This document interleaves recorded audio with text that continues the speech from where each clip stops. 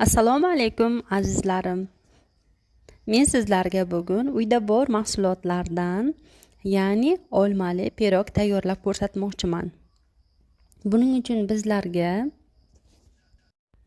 3 dona tuxum, 100 gram shakar, 3 dona tuxumning ustiga 100 gram shakarni solib, yaxshilab tuxumimiz ko'pirgunga qadar mikserlab olamiz.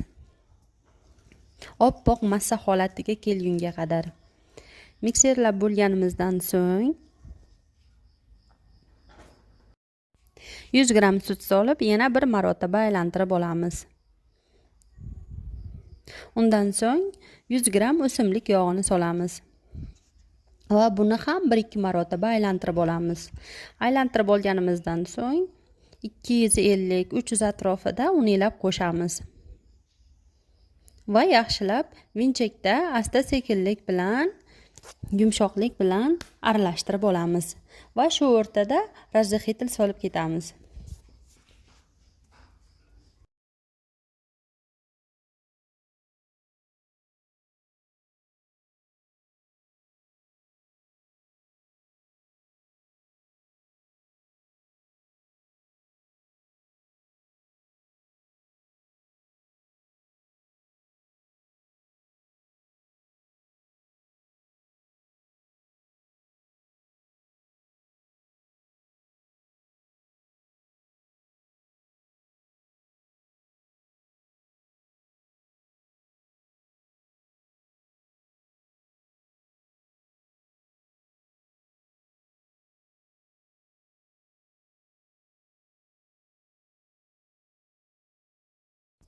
Ko'rib turganingizdek mana uni asta-sekinlik bilan aralashtiryapmiz. Mana massamiz ham tayyor bo'ldi.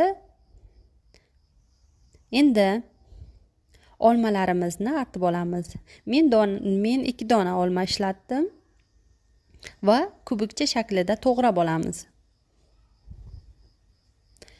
Tayyor massamizni qolipimizga solamiz va orasida to'g'ralgan olmalarni solib, yana qolgan massamizni quyamiz. Va qizib turgan duxovkada 150 gradusda 25-30 minutga pishirib olamiz.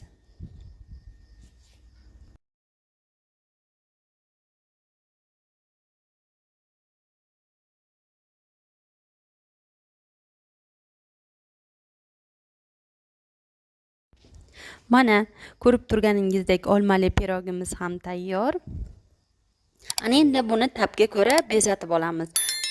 Men shakar kukunidan foydalandim bezatish uchun. Agar sizga shirinligim yoqqan bo'lsa, kommentariyada fikr va mulohazalaringizni qoldiring. Obuna bo'lmagan bo'lsangiz, obuna bo'lishni, like tugmachasini bosishni unutmang.